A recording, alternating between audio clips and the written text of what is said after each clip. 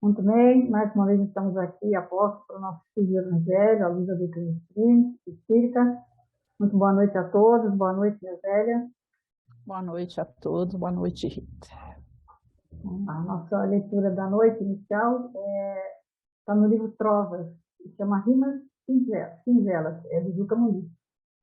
Palavra escolhe a palavra, sempre que nobre e sensata. Cada pessoa na vida fala daquilo que trata. Nunca desprezes ninguém. Os outros são como são. A pérola sai da ostra, o ouro nasce do chão. 3 conquistas duvidosas: dinheiro, luxo e prazer. Quem é vencido no mundo é quem mais sabe viver. Fé verdadeira supera injúria, lodo e pesar. Coração, quanto mais forte, tanto mais sabe esperar. Livro encebado em serviço, santo operário do bem, livro trancado e lustroso, não auxilia a ninguém. Então, nesse momento, Senhor, mais uma vez aqui estamos a postos para esse estudo do Evangelho, a vida do Espírita. Pedimos, Senhor, que nos ampare, nos ilumine, nos acompanhe nesse estudo dessa noite.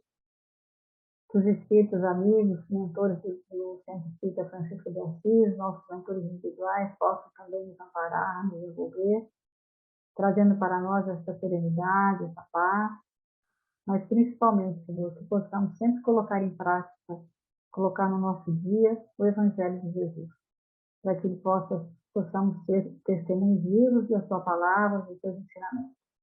Que Jesus nos envolva hoje, agora e sempre, seu abraço fraterno. Graças a Deus. Então, nós estamos aqui estudando, capítulo 13 ainda do Evangelho de Mateus, a luz da doutrina espírita, sempre baseado no estudo do Aloysio, Elias, lá do Medinho, liberado. E a gente está nesse momento na parábola do tesouro e da pérola, onde Jesus vai usar, que ele fala, 2 metáforas. Primeiro, quando alguém encontra um tesouro no campo, compra aquele campo, e agora, como nós vimos no estudo anterior, um homem de negócios que encontra uma pérola, mas que é uma pérola muito especial. E a gente vai continuar no mesmo versículo da semana passada, que é o versículo 45. Na semana passada, nós estudamos o homem, falamos do homem, negociante.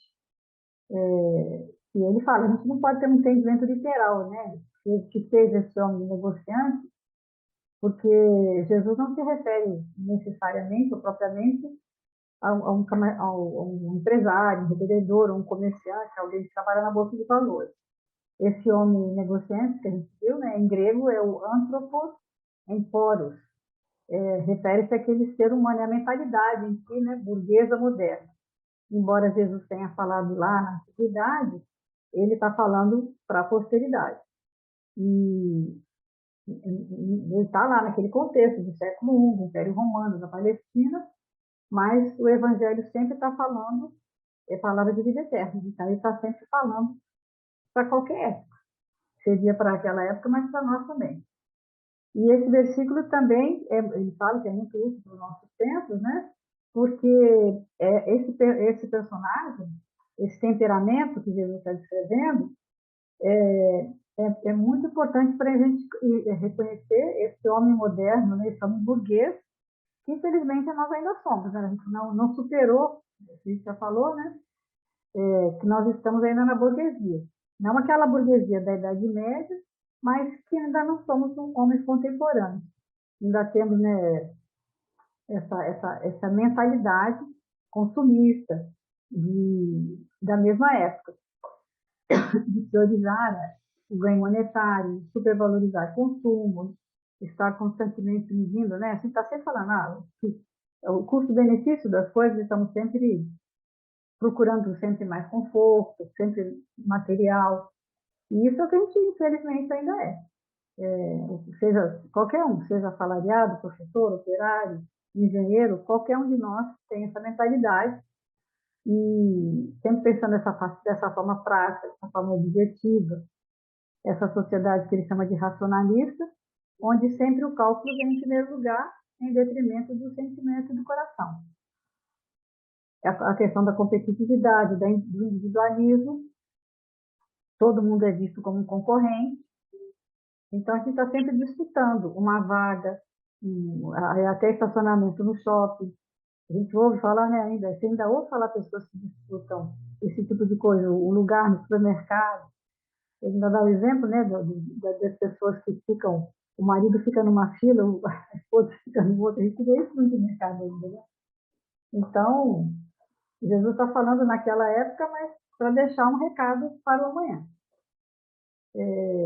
Então, ele fala, na realidade, o que ele está falando é desse equilíbrio, né? Porque tanto faz você ser essa pessoa, como também você começar a gastar sem, sem ter aquilo.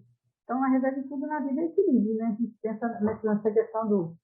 Não é que você não pode querer as coisas, mas você tem que ter um desapego, né? Uma coisa assim, precisar, a gente precisa.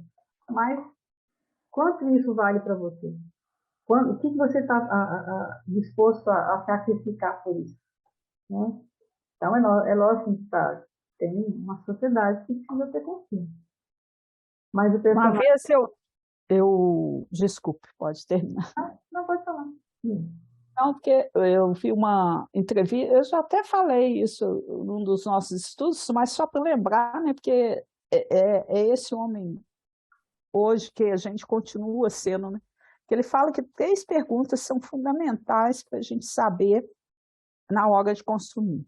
A primeira delas, eu tenho dinheiro?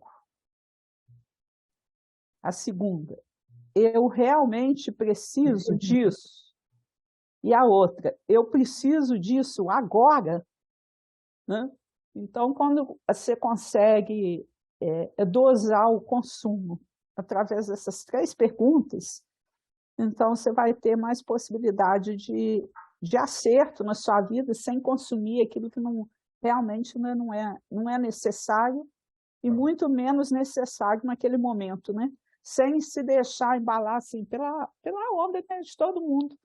Porque a Porque gente vai muito assim, né? A questão da moda, por exemplo, né? Então, às vezes, você não precisa de determinado sapato. Você só tem 2 pés, mas quando você cede a esse apelo exterior, você acaba consumindo sem necessidade e se endividando. Então, às vezes, a pessoa até... Vamos olhar a questão do celular hoje, né?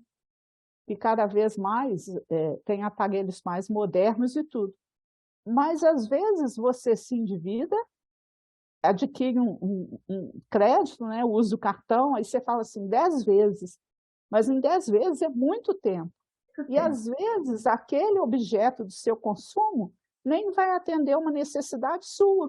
Porque, às vezes, você tem dificuldade para manusear, né, o objeto, e aí você fica... Eu lembrei até da minha mãe, quando eu estava fazendo esse estudo, que a mãe, quando surgiu o celular, ela insistiu para ter um celular. Ela queria ter um celular. Na realidade, ter um celular naquele momento não era uma necessidade dela, era uma necessidade dos outros, que ela via nos outros, mas que ela queria participar. E realmente, assim, a gente acabou dando o celular para ela, né? Porque era uma vontade e tudo, mas ela nunca conseguiu usar o celular. Então, na maior parte das vezes, a gente faz isso. Estou dando um exemplo do celular só para traçar um paralelo, mas a gente cria necessidades que não são as nossas, né? Se endivida, parcela, e em 10 meses a gente tem que entender assim, que muitas coisas vão acontecer nesse período, né?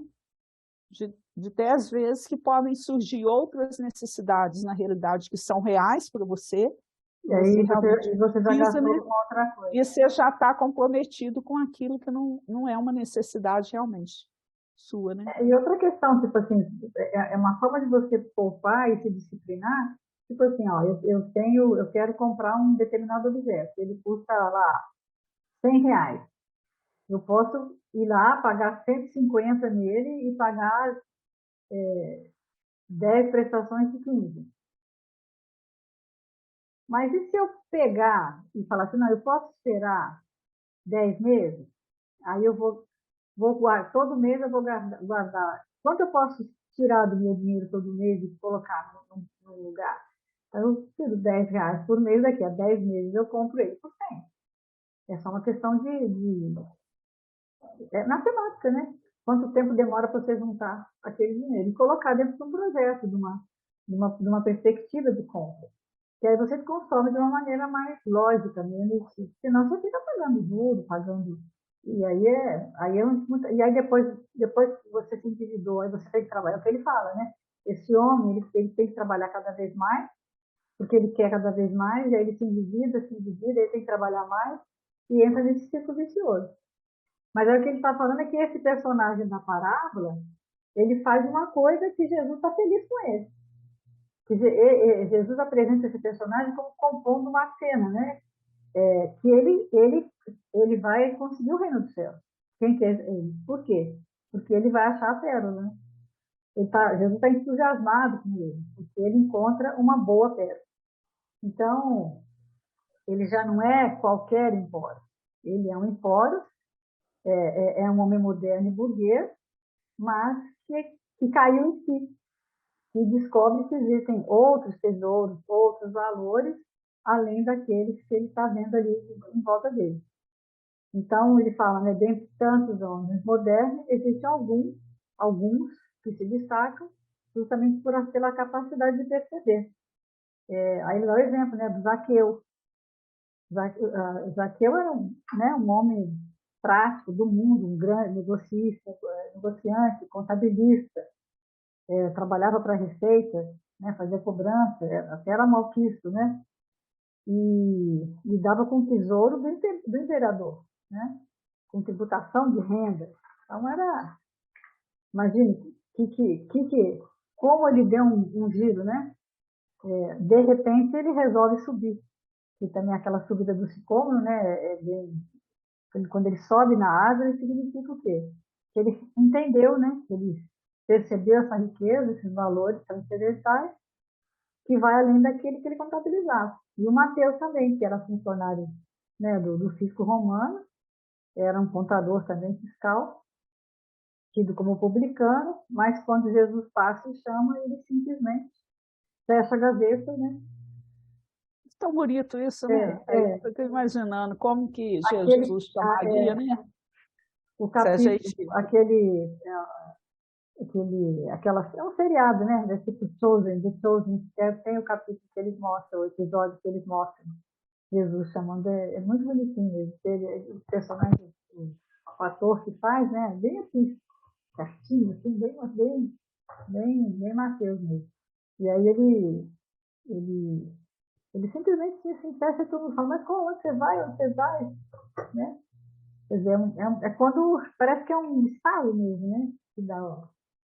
E aí ele cita ainda José de Arimateia, Madalena, Paulo, Francisco de Assis. Então, quer dizer, ele vai falar, novamente, o reino dos céus é semelhante a esse homem negociante que procura as boas pérolas. Então, a gente vai ler. Então, hoje nós vamos estudar o quê? Essa expressão, as boas pérolas. Né?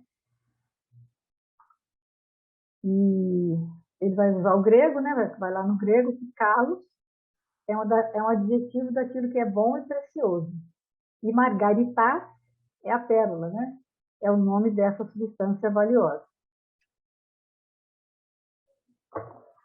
Porque ele explica, né, o que acontece. Eu fiquei pensando, toda ostra tem pérola? Acho que não, né? E pérola é uma coisa rara, né? Eu até ia pesquisar, mas acabei esquecendo. Porque ele explica, né, que na realidade tem a concha, né? Ali dentro tem a lesma, que fica dentro daquele estojo que é a concha, e aí entra um grão de areia ou uma bactéria, algo estranho, que aquilo é tido como um inimigo, alguma coisa, aquela parte interna dela é mais sensível, e aí ela é um objeto estranho, né? Que para ela é entendido como algo que não pertence ao organismo. E o que ela acontece? Acontece um processo inflamatório e ela vai criar dentro dela, vai envolver aquilo, vai começar a fazer camadas de uma substância que eles chamam de naca, né? E ela vai envolvendo esse agressor em camadas até virar aquilo que a gente chama de madrepérola, que tem uma coloração clarinha, branquinha e cintilante, né? A pérola que a gente conhece. Forma uma bola perfeita, né? Brilhante, que tem valor altíssimo, né? Assim, um colar de pérolas, né? Tem várias expressões sobre isso. Então, aquilo que podia ser a morte do molusco é transformado em algo de valor. Então, qual que é o talento do molusco? É pegar alguma coisa que estava lá no seu interior, como um inimigo, como algo nocivo, letal, que tinha tudo para ser a sua ruína e vai transformar numa coisa preciosa e valorosa e bela, né? E aí a concha que seria o nosso coração. O corpo estranho são os nossos sentimentos nocivos, infelizes e tóxicos, né? Aí ele vai dar exemplo, por exemplo, que o ciúme é um pouco estranho, né? Tem muita gente que acha que ciúme é bom, né? Eu nunca achei que ciúme fosse bom. Ele fala, Deus não criou ninguém ciumento, um coração ciumento, né? E nem criou nenhum rim com pedra. Vai ser interessante ele falar isso, né? Que as pedras são o resultado da Coca-Cola que a gente bebeu. Esses sentimentos estranhos, né, tóxicos que a gente tem, né, como que a gente tem que analisar isso como esse corpo estranho, né, que precisa ser transformado, né? É muito... Isso é ressignificado, né, na realidade, né? Tudo que está dentro de você, é o que a gente falou da outra vez, né? Você mergulha e encontra. E aí você encontra as pérolas, mas encontra os corpos estranhos. Esses corpos estranhos, eu achei interessante ele falar, você tem as pérolas, e as pérolas já são suas conquistas. Algo que você já venceu, né? Às vezes você não é uma pessoa ciumenta. E isso é algo, é uma pérola, que você já venceu isso. Mas, em compensação, você tem uma outra coisa que você encontra. E é essa que você tem. E eu achei interessante ele falar, como você já tem a experiência de ter vencido uma, de ter feito, você já tem uma experiência de ter fabricado uma pérola. Então, você já sabe como fabricar. E essa experiência você vai usar para esse outro fator. E da mesma forma também você também é exemplo para outras pessoas. Então, essa liderança, né, que eu achei interessante de falar, de você estar transferindo, tanto para você mesmo quanto para os outros, né? E é legal, né, quando a gente consegue. O que acontece com cada um de nós? É que a gente vê o outro que já está num estágio diferente, já consegue fazer algumas coisas que a gente ainda não consegue, né? Já tem uma proposta mais edificante em relação à vida, e a gente acha que a gente está distante dessa proposta. Mas não existe essa distância que a gente entende. Ela só existe assim, que o outro teve a persistência, a coragem, ele caiu em si, teve um foco e não se distancia do foco. E nós, a gente tem talvez o foco, mas a gente se distancia dele. À medida que a gente vai fazendo opções diferentes daquele caminho que nos poderia levar, né, ao foco. E o bonito é isso, que todos nós temos essa possibilidade. Então, quando você chega a ver assim, uma personalidade, né, Chico Xavier, Madre Teresa e tantos espíritos que estão aí reencarnados, você pode chegar lá. Só depende, né, da força de vontade que a gente vai colocar em cima desse foco, que é o processo evolutivo de cada um de nós. É a questão do autoconhecimento, né? De você saber o que você já superou, qual processo que você usou para superar. Porque é um aprendizado, né? Aquilo que você já superou, que você já conseguiu, é um aprendizado. E você pode usar esse aprendizado para superar um outro. E pode ser exemplo para o outro. E você ter outros, né? É uma cadeia, né? Porque você tem pessoas que já conseguiram, que você não conseguiu, e você pode se espelhar nela. Mas ninguém está falando que é fácil, né? Não, fácil não é, mas não é impossível, né? Como se É. às vezes a gente coloca isso como se fosse uma realidade impossível para nós, e não é. O convite está aí a todo momento. Agora, que tipo de esforço e disciplina a gente está querendo fazer, né? Porque é o que ele Eu fala. acho que é mais ou menos assim, quando você tiver mergulhar no mar, né? Aí você vai ficar lá à deriva das ondas, né? Indo para lá e para cá. Agora, se, por exemplo, você estiver se afogando, aí alguém lançar uma corda, você sabe que essa corda vai te levar no barco, mas aí você tem que fazer um esforço seu, perseverante, de não largar a corda, apesar das ondas, né? Te jogarem de um lado para o outro, mas eu estou seguro em termos de objetivo, porque eu estou com foco naquilo que eu quero. A grande questão nossa é que a gente não tem essa disciplina moral, né? De ver o caminho e ir em direção a ele, né?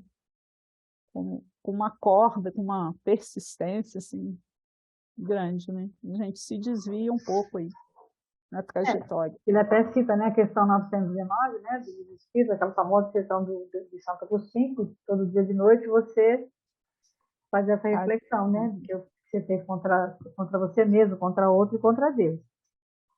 Mas tem dia que você está, ele fala, né, tem dia que você está tão envolvido, tá tão atabalhoado, que ou você não vai dormir e cai em cima daquilo que você está fazendo, ou você fica pensando tanto na matéria que você não tem tempo e nem disposição para fazer essa reflexão, né? E aí vai, né? Aí ele fala, o patrimônio material vai aumentando, as pérolas do porta-joias da guarda-roupa vai aumentando, mas a concha do coração ainda está cheia de grão de areia, que está inflamando o espírito, que está intoxicando a intimidade, e não tem nenhuma pérola, as pérolas, ou aquelas poucas que tem. Isso que eu achei interessante de falar, né? Às vezes, você não, além de você não construir, não criar pérolas novas no seu coração, você abandona aquelas que você já tinha. Eu achei assim forte, né? Quer dizer, mesmo as conquistas que você já teve, como você já está tão envolvida com a parte externa, com a parte material, com os ganhos materiais exteriores, você não percebe nem o que você tem. Aí ele fala, né, vai levando a vida, vai a relação com os filhos, com os sentimentos, continuam tóxicos. Você não melhora isso. Tudo que está tóxico na sua vida continua tóxico. E às vezes a pessoa nem se dá conta disso, né? Porque nem tem tempo de fazer entra num ciclone mesmo, né? Numa engrenagem sem fim. E a visão que a gente tem que ter, né? Se eu não transformar aquele corpo, né, que seriam os nossos sentimentos tóxicos, né, em algo positivo, esses mesmos sentimentos vão machucar, né? É igual a ostra lá. Se ela deixar a areinha e não criar um mecanismo de proteção, aquele grãozinho ali, ou a bactéria, vai machucar. Então, é um mecanismo de defesa, e a gente tem que entender que a gente também tem que usar esse mesmo processo. Ou transforma, ou aquilo vai machucar. E aí a gente vai deixando, né, ele crescer e se movimentar na gente. Imagina, você deixa a raiva livre para você ver, sem criar um movimento de autocontrole. Ela vai te ferir, vai te machucar. Então, quanto que é necessário a gente fazer esse esforço, né? E é onde ele fala que às vezes a desilusão é necessária, né? Você está tão iludido com a vida, com o que ele dá o exemplo da pessoa que perde o emprego, depois que trabalhou 40 anos numa empresa, e tem amor, tem um envolvimento assim, com aquela empresa, de repente a empresa manda ele embora, né? Um profissional. Aí é aquele momento que mas aí ele pergunta, né? Mas será que era só isso? A vida toda eu vivi para isso, vivi só para isso, me dediquei à empresa. Eu ouvi muitas pessoas, imagine que absurdo. E as pessoas mesmo de fora falam, né? Imagine, você dedicou sua vida para a empresa, agora te deu um chute, né? Mas aí ele fala que é justamente esse momento mais importante, é a hora que Jesus aplaude, porque ele vai se desiludir daquilo, né? Vai encontrar a boa pérola e vai se transformar nesse homem verdadeiramente rico. É o momento, é a oportunidade que ele tem de ressignificar todo esse processo. Né? E ele vai aqui para o Apocalipse, né? Que é o livro... A gente falou, chegou a falar qual que é o versículo? Não, nem lembro.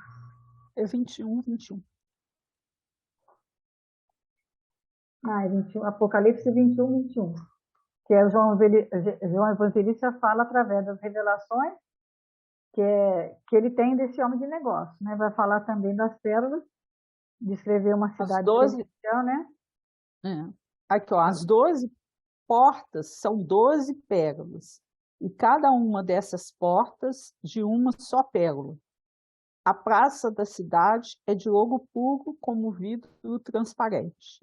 Então, ele fala o que seriam, né, essas 12 portas, né, de pérolas. E aí vem a significação, né, a 12ª letra do alfabeto, né, que é o Lamed, a forma de cajado, né? Então, o que seria isso? A liderança no processo, né, da condução espiritual do povo, né? A libertação. Abraão conduzindo as 12 tribos, né, para a Babilônia, da Terra Prometida, o Moisés tirando o povo, né, da escravidão, Jesus com os 12, né, apóstolos também conduzindo para a libertação, né? Então, tem toda uma significação tão bonita, né? Se a gente... O 12 representando essa liderança e essa cadeia, né? Porque é isso que acontece, né? É uma cadeia interna sua, que pode provocar a cadeia interna do outro e se relacionar com ela também. Porque assim, ó, se o outro pode, eu também posso, né? Porque a gente às vezes fica pensando muito longe, né?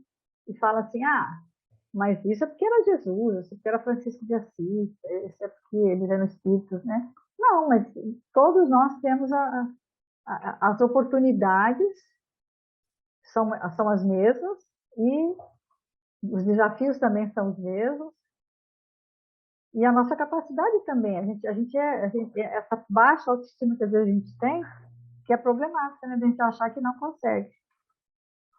Que é o que ele vai falar depois aqui, né? Então, o 12 representa essa liderança no processo da condição espiritual. O Abraão conduz as 12 tribos escravas, né? Moisés também, como pastor, conduz as tribos de Israel, sai do Egito, né? E Jesus com os 12 discípulos. E aí ele fala que a pérola, em hebraico, né? Vem do mesmo radical que a libertação de escravos.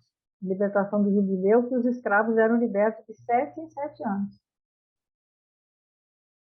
Então, a palavra pérola também representa essa libertação, por conta de ter o mesmo radical. E é interessante também, né, que a principal característica dela, o que é? É estreiteza, né, que é uma porta estreita. Uma porta estreita. Então, não tem. Porta de pérola, mas é estreita, né?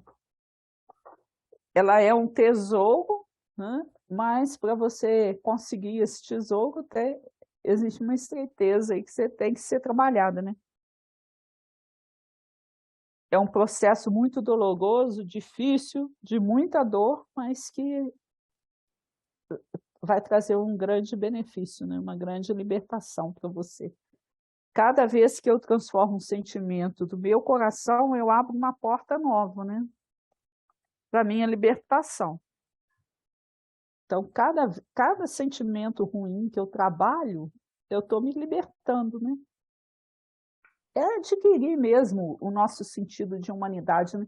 Que é interessante, às vezes a gente, dentro do processo evolutivo, né? Você vem lá do mineral, do vegetal, animal, para chegar ao homem, mas às vezes a gente se esquece assim, que todos nós temos, dentro do processo evolutivo, esses 4 estágios, né?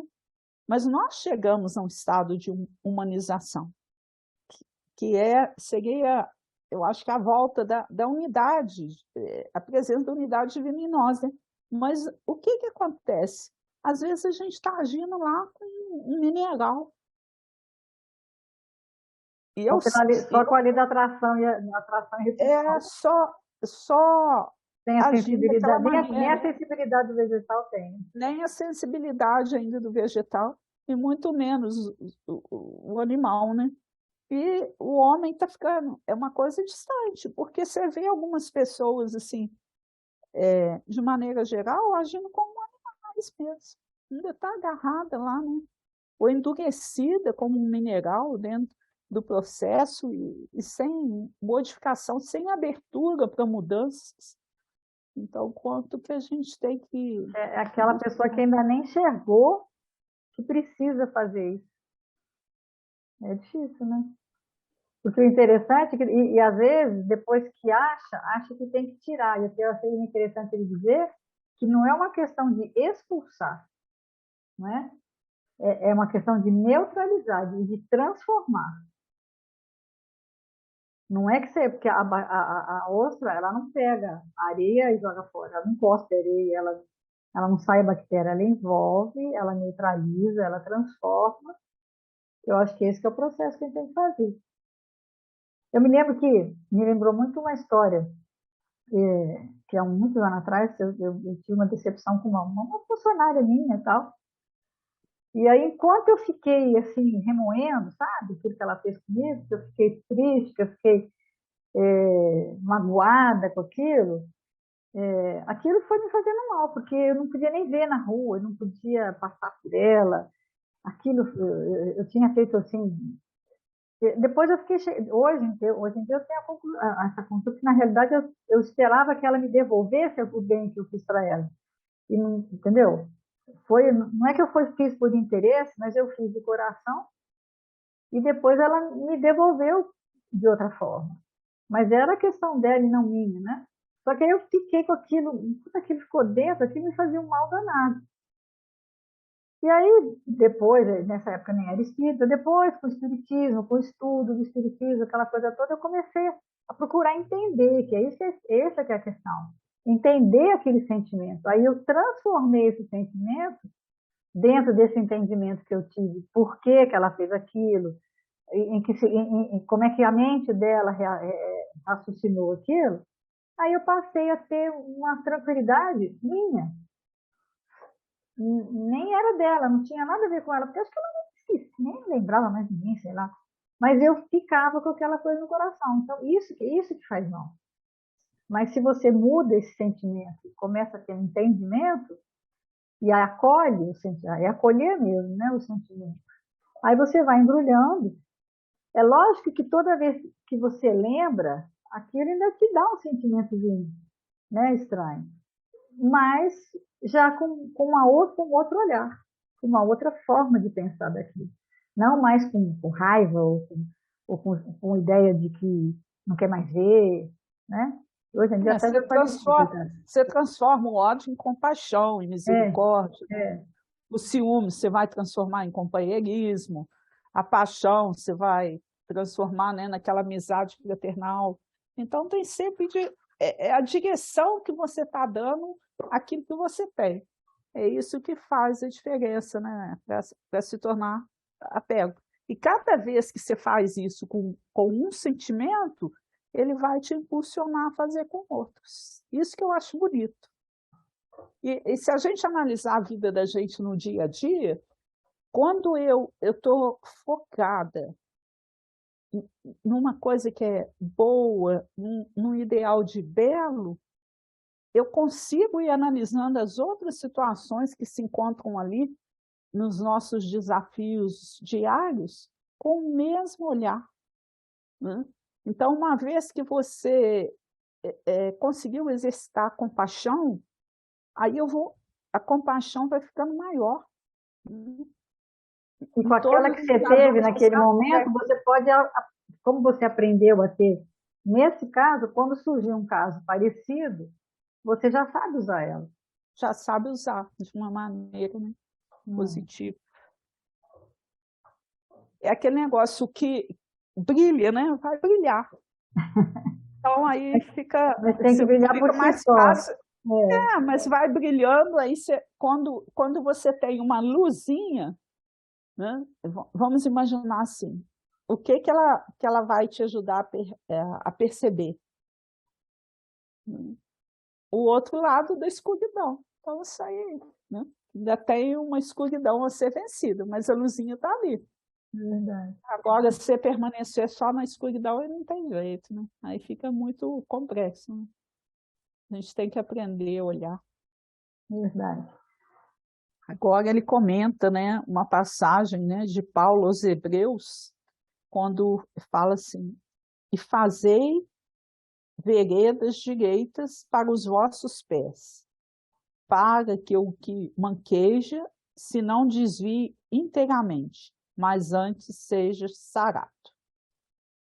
O homem bem intencionado refletirá intensamente em melhores caminhos, alimentando ideais superiores e inclinando-se à bondade e à justiça. Convenhamos, porém, que a boa intenção passará sem maior benefício, caso não se ligue à esfera das realidades imediatas na ação reta. É necessário meditar no bem, todavia é imprescindível executá-lo. A providência divina cerca a estrada das criaturas com um material de edificação eterna, possibilitando-nos a construção de veredas direitas a que Paulo de Tarso se reporta. Semelhante realização por parte do discípulo é indispensável, porquanto em torno de seus caminhos seguem os que manquejam, os prisioneiros da ignorância e da má-fé, arrastam-se como podem nas margens do serviço de ordem superior e de quando em quando se aproximam dos servidores fiéis do Cristo, propondo-lhes medidas e negócios que se lhe ajustem à mentalidade inferior. Somente aqueles que constroem estradas retas escapam-lhes aos assaltos sutis, defendendo-se e oferecendo-lhes também novas bases, a fim de que se não desviem inteiramente dos divinos desígnios. Aplica sempre as tuas boas intenções no plano das realidades práticas, para que as tuas boas obras se iluminem de amor e para que o teu amor não se faça órfão de boas obras. Faze isso por ti, que necessitas de elevação, e por aqueles que ainda te procuram manquejando. Lindo, né? Intentar e agir, né? O nome da leitura. Quer dizer, não basta só se ficar cheio de boa intenção, né? É necessário. Existe um caminho, né? Caminho reto.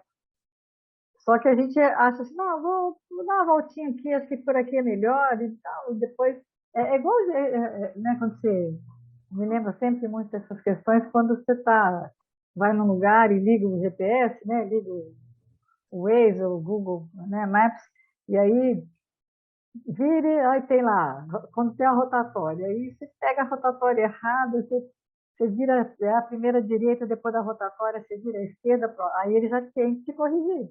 Aí você vai perder mais tempo. Então, é a questão, né? A vida sempre vai recalcular, né? Ela vai recalcular. O demora nisso aí. Mas você vai atrasar, né? Não posso precisar, né? Você não vai chegar na hora certa, né?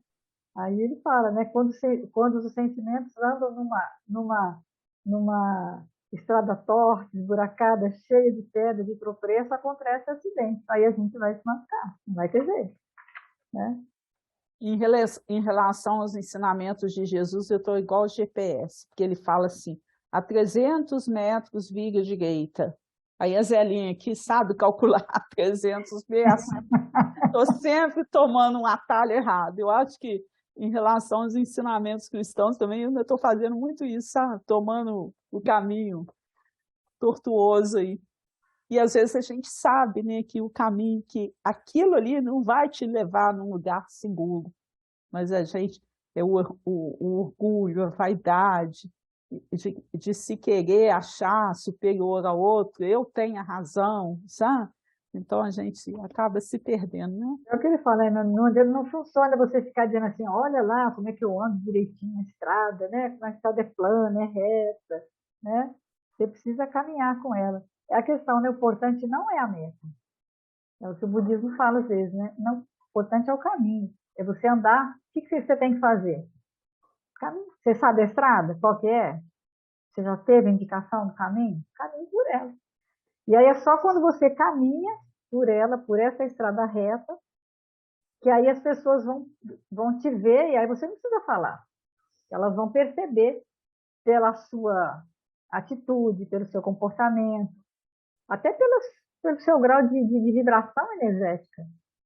A pessoa vai perceber que você conseguiu transformar um sentimento, que era areia, numa pérola, porque você que vai brilhar. Né? O brilho é seu, não é da... E a questão também, né, do caminhar. Com o que você caminha? Com os pés. Quer dizer, é necessário que eu ponha os meus sentimentos em ação. Né? É onde ele fala, né? Eu posso te chamar e falar para você assim, olha, eu acho que você devia fazer isso, aquilo, em relação ao seu filho, seu marido, sei lá, agora, qualquer relacionamento, no seu trabalho e tal. Mas nada melhor do que você ver, você visualizar e perceber que eu estou fazendo isso. Porque se eu não dou conta, lembrei da história do açúcar, né? Acho que é do Gandhi, né? Que a mãe chega para o menino e fala, olha, o meu filho come açúcar, não sei o quê. Aí ele fala, não, volta daqui uma semana. Aí ele dá o conselho, mas ela fala, por que você não me deu a semana passada? Seu filho não estava comendo açúcar, como é que eu preciso te dar o exemplo? Eu preciso parar de comer açúcar para depois falar para o outro parar, né? Então é muito complicado, né? Enquanto você não vivencia aquilo, como é que você vai aconselhar? Nós fazemos tanto isso, né? Aquela expressão popular, né? Pimenta nos olhos dos outros e refresco. Eu acho uma solução rápida para o problema do outro, mas não é o nosso problema, né? Então, como é que tem um ditado que fala, não quer faço o que eu digo, não faço o que eu faço, né? Uma coisa assim. Não funciona, né? Não funciona, não é assim, né? E aí ele vai pro capítulo... É igual a questão da paternidade, da maternidade, né? Que é realmente uma missão. Não, a questão não é o exemplo de vez em quando. O caminho é o exemplo sempre. Não tem essa coisa de falar assim, não, mas eu posso fazer, o outro não vai seguir. Não acontece isso, né? E até em relação a isso, hoje, por exemplo, eu tive a oportunidade de conversar com uma pessoa e ela falou assim comigo, o meu pai bebeu a vida inteira e eu tomei justamente o caminho contrário, porque eu vivenciei e aquilo serviu como eu não quero ser igual. Mas olha como é complexo. Tudo bem, é uma opção.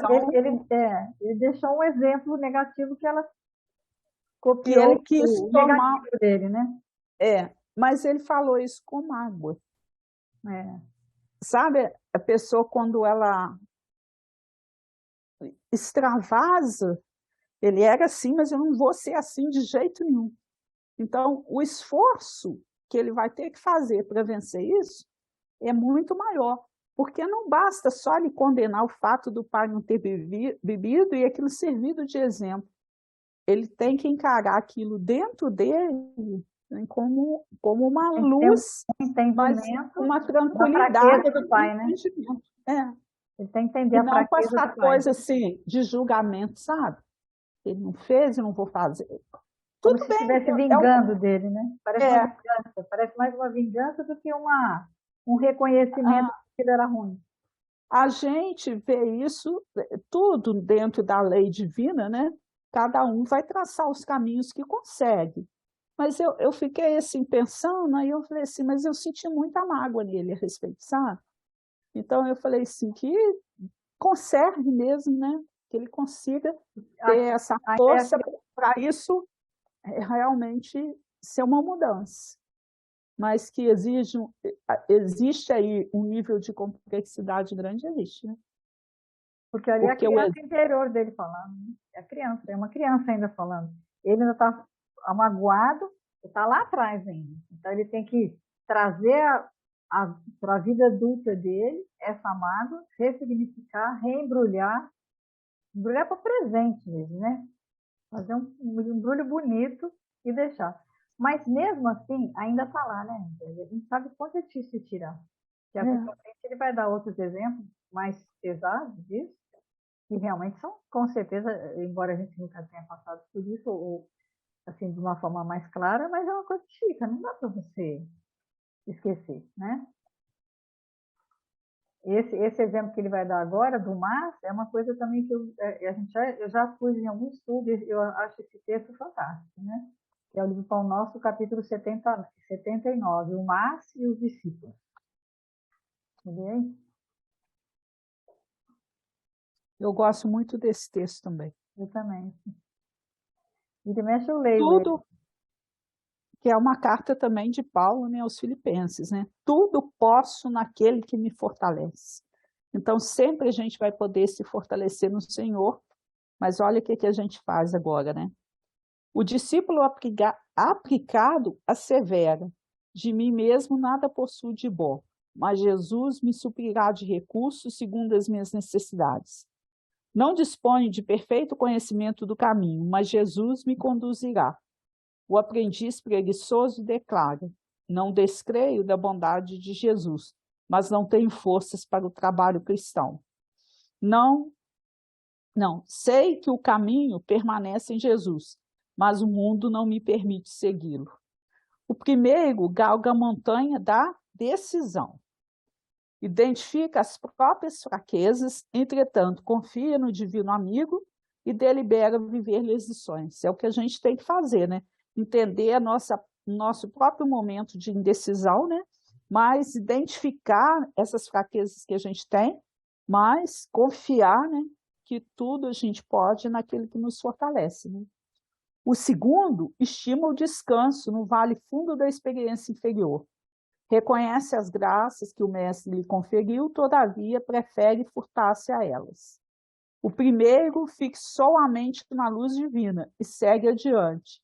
O segundo parou o pensamento nas próprias limitações. O mas é a conjunção que nos processos verbalistas habitualmente nos define a posição íntima perante o Evangelho.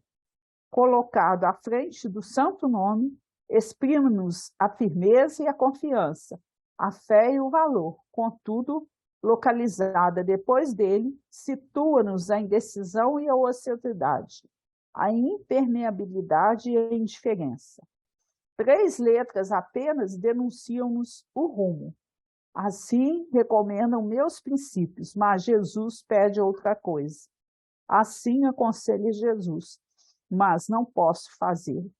Através de uma palavra pequena e simples, fizemos a profissão da fé ou a confissão da ineficiência.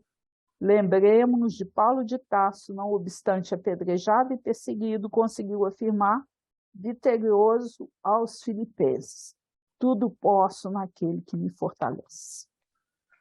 A nossa profissão de fé, né? Se a gente tiver essa decisão mesmo, essa confiança, né? Ou saber lidar com as situações, né? Eu achei legal ele falar que a autoestima com Jesus é coragem. E a autoestima sem Jesus é vaidade e arrogância. Né? Então, onde você vai pôr mais, né?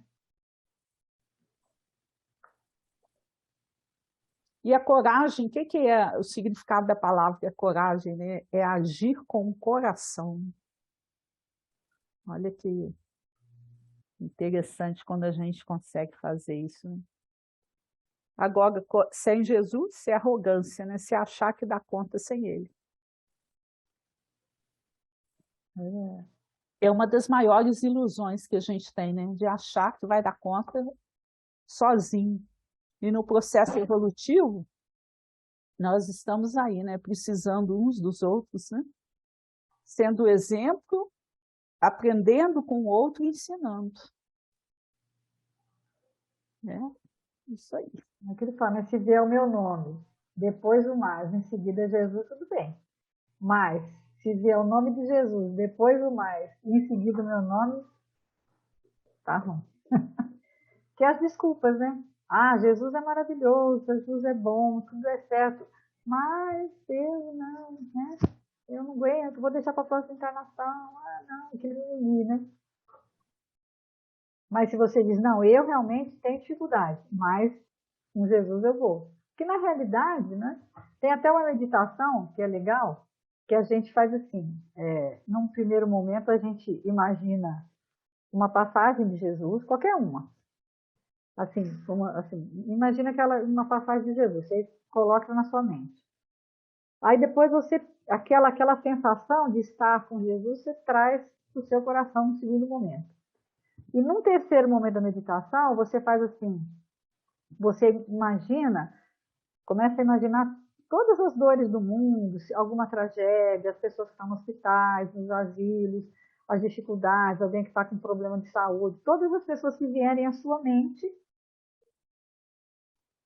que em dificuldade, e depois desse momento, aí você manda vibrações positivas para essas situações, para essas pessoas que você pensou e tal.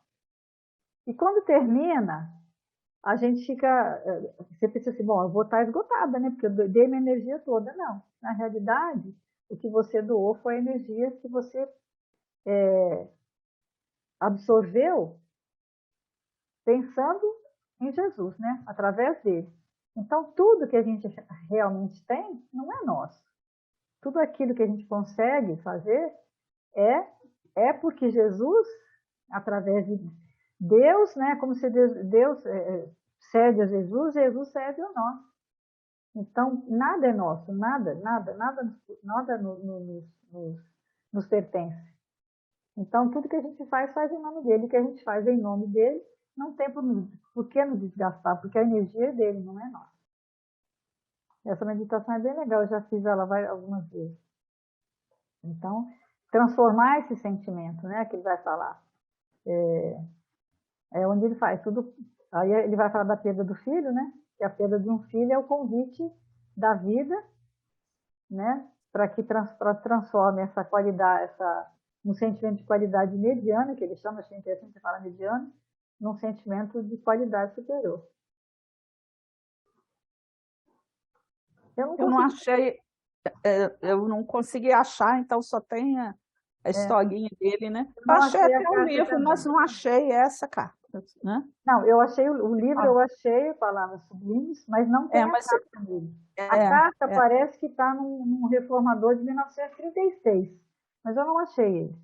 Uma hora, quem sabe, a gente consegue trazer, né? É uma carta que eu achei interessante, que é uma carta que vai um consolo, né? Mas o Emmanuel fala antes, né? a Leonora, a menina, né? Que faleceu, Uhum. e ela vai escrever uma carta através do Chico para esse pai. Mas antes disso, o Emmanuel vem falar com esse pai, preparar o coração dele para receber essa carta, né? É bem interessante. Ali aí, você chegou a anotar?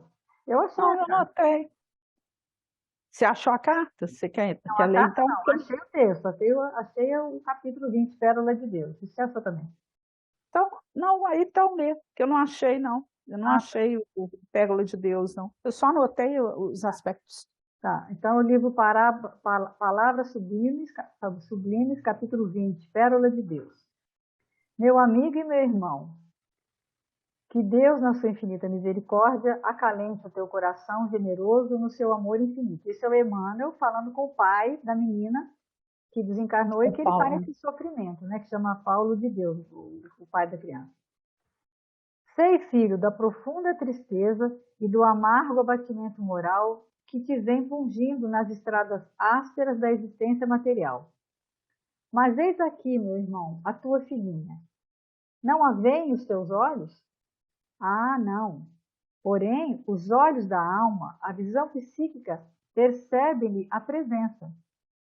Tua filhinha é feliz, profundamente venturosa, e eu a trouxe aqui comigo como irmãzinha bem-amada. Não te lembras da sua privilegiada inteligência, dos seus sentimentos elevados, que em tão tenros anos manifestavam sua evolução espiritual? A tua filhinha, meu amigo, era de Deus primeiramente. Os pais da terra são zeladores, sem ser criadores. Deus te confiou uma pérola, que ao fim de certo tempo teria de ser devolvida ao seu cofre. Mas Deus é bondade e misericórdia. Vence os teus instantes de emotividade amargosa e prossegue na luta, trabalhando e confiando. A nossa irmãzinha te abraça, pede a tua bênção, enviando também um beijo para sua mãezinha Madalena. Antes, porém, de regressarmos, quero ajudá-la a escrever umas linhas. Ora, meu irmão, estuda e, sobretudo, confia. Guarda a tua esperança em Deus, que é Pai amoroso de todos nós. Aí é interessante, né? Porque é uma coisa que a gente faz muito, que ele falou, né? A pessoa acabou de perder um ente querido, você vai falar assim, não, não chora não. Ela está com Deus, ela está lá. Quer dizer, Emmanuel vem dizer, né? Eu achei interessante ele falar, a menina está feliz. Ela está bem, ela não tem esse sentimento. Por quê? Porque o espírito dela é mais evoluído do que o seu. Ela sabe que não é só você que a ama. Ela te ama com Deus, né? É diferente da nossa vida. Deus, ela te ama com Deus. E você está só, porque você não vê aquilo que você não vê, que você não pode trocar mais, que você não pode beijar. E aí, eu acho que é importante isso, né? E é tão difícil a gente fazer isso, né? Reconhecer a dor do outro.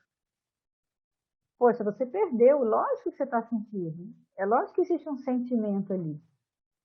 E eu acho que sempre fica, né? Eu, assim, na minha vida não tive grandes perdas nesse nível, mas, assim, perdi minha mãe, por exemplo. Então, quando eu lembro dela, aprendi a lembrar com uma saudade produtiva, de gratidão pelo que aprendi com ela, pelo que sobrou dela em mim, pelo que tem dela em mim ainda. Quando eu faço uma comida, quando eu faço qualquer coisa, quando meus filhos lembram dela. Então, tudo isso é uma saudade, mas é uma saudade saborosa. Mas que é um sentimento também que, no princípio, é lógico. Toda perda de um ente querido, eu lembrei do livro Boa Nova, né? Que o Bartolomeu fala da mãe, né? E aí ele fala assim, como perdeu? Como você perdeu? Você não perdeu, ela está lá, viva ainda, ela está ali, ela está feliz, né? Ela te atendeu, então são processos que você tem que manusear para poder tá melhorando o meu sentimento. Então, a gente ao longo da vida tem essas perdas mesmo, né? E o interessante, quando o Emmanuel começa essa leitura, né, é quando ele vai falar, quando ele começa com ele, fala assim, eu sei o que você está sentindo, porque ele já havia vivenciado a perda de uma filha. Então, é aquela questão, né, do exemplo. Quando você se coloca na posição do outro, que você já passou por situação, é o caso do Gandhi aí com a questão do açúcar, né? Então, você tem condição de sentir o sentimento do outro, porque você já passou por essa experiência. É a mesma posição dos nossos benfeitores espirituais, dos nossos amigos, quando nos aconselham, quando estão próximos, eles têm essa autoridade moral, por quê? Porque já vivenciaram aquilo, já estagiaram pelas nossas inseguranças, pelos nossos desafetos. Então, essa autoridade moral é muito grande, né? Nesse sentido, quando você vivencia. Eu lembrei aqui também daquele livro da doutora Ana Cláudia Arantes, né? Que é a questão, quando ela trabalha a questão da morte, né? Com os pacientes terminais, é uma das coisas que ela fala, a maior falta de caridade que você pode cometer junto a um paciente terminal é chegar para ele e falar assim, mas você não tem fé? Sabe? Então, olha só que, né, a pessoa está ali, fragilizada. Você está acusando quase, né? Você está acusando ela, né? Você está, assim, então segura na mão dele, vamos fazer uma oração para se você se sente melhor, mas falar que a pessoa não tem fé, não tem confiança em Deus, e na realidade você saber que o outro vai desencarnar mesmo, ele vai passar por um processo de morte. Aí, tipo assim, você está morrendo porque você não tem fé em Deus, é muito assim, machuca muito, né? Uma situação dessa, realmente. E é o que o Emmanuel faz preparando ele para ver, para depois ler a carta da filha com os outros olhos. Porque ele fala assim: ó, eu sei porque que você sofre. Porque você sofre porque você não consegue ver e nem tocar, embora você saiba que ela ainda existe e está viva. Disse, né, por que que você sofre, né? Sei que você sente a dor, sei que você sente essa dor de não ver mais. Aí ele fala, mas agora eu vou te dizer outra coisa. Ela não sofre, né? Aí isso que é confrontante, né, a situação. Porque uma parte do sentimento do pai é porque ele não saber se a filha está bem ou não. Mas que ele Desconhecer a situação da filha, a né? situação da filha, cadê ela, né? É a perda, né, total. Eu não posso ver, não sei como ela está, nem onde ela está. E aí, se ele vai saber que ela está bem, que ela está feliz, e se ele não for egoísta, aí ele vai melhorar esse sentimento, né? É uma forma de melhorar. Eu lembrei do capítulo daquele Devoção Divisível que tem a menina, né? Que é falecida e a mãe está triste, no entanto, só porque ela tem negócio do vestido, que ela não pôde vestir, mas depois a história vai contar que a menina, na realidade, era um espírito que estava vindo para construir um hospital naquele lugar, e que todos aqueles envolvidos ali estavam sendo preparados para isso. Então, às vezes, você não sabe, né? O espírito que está em volta de você, qual que é a missão dele? E quanto você pode ajudar ele, mesmo que ele tenha desencarnado. Se você não pode dar continuidade numa missão de um espírito que desencarnou, qual seria a missão dele? Tem um benfeitor que fala justamente isso. A maior, como que você pode ter essa adoração em relação àqueles que se foram, né? É dando continuidade aos seus sonhos. Então é muito bonito, né? Porque realmente, assim, às vezes o espírito vem com aquela proposta, né? E você alimentar aquele desejo, né? Deve ser, é muito bonito isso, né? Como que é o jeito de você honrar sua mãe, seu pai, é alimentando tudo de bom que eles que vieram antes trouxeram para você, né? Só que a gente tem mania de fixar só no que é negativo, né?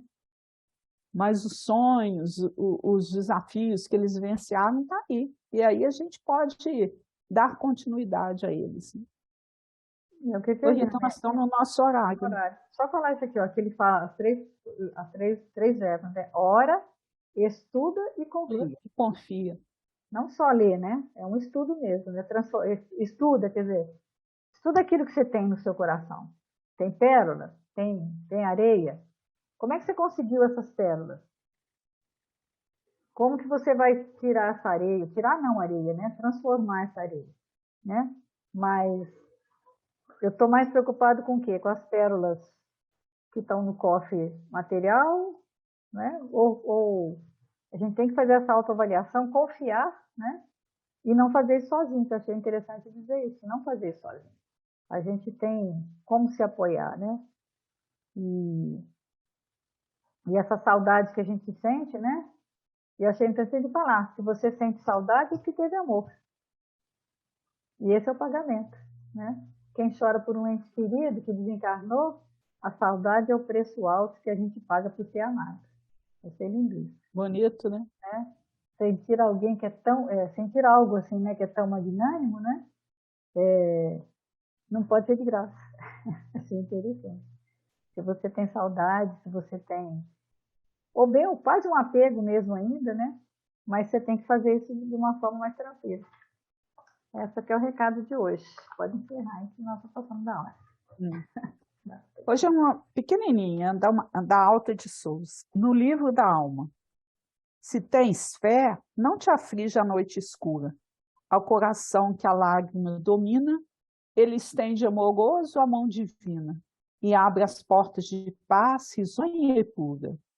Alivia a aspereza da amargura e sobre as trevas de miséria e ruína, acende nova estrela matutina na esperança sublime que perdura. Se a crença viva te dirige os passos, sob a carícia de celestes braços, receberás o pão, a luz, o abrigo. Ama a cruz que te ampara e regenera, e envolvendo-te em santa primavera, o mestre amado seguirá contigo. Uma semana de muita paz e luz para todos nós. Muita paz a todos. Até semana.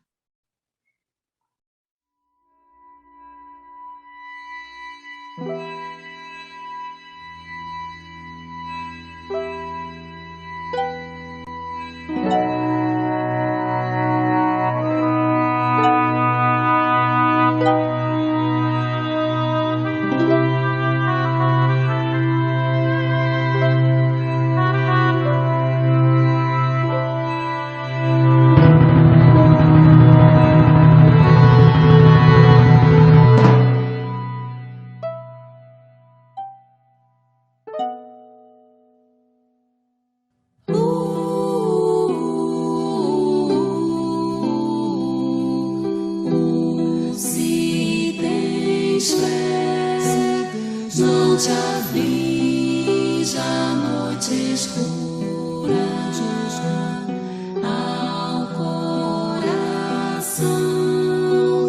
que a lágrima domina.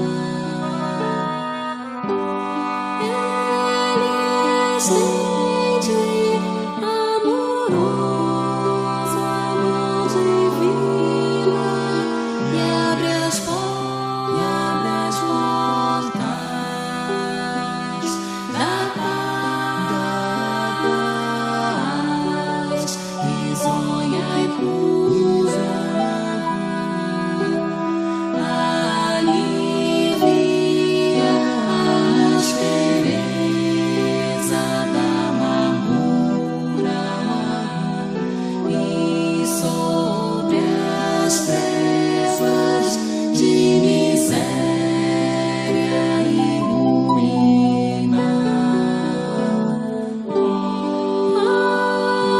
Acende nova estrela matutina na esperança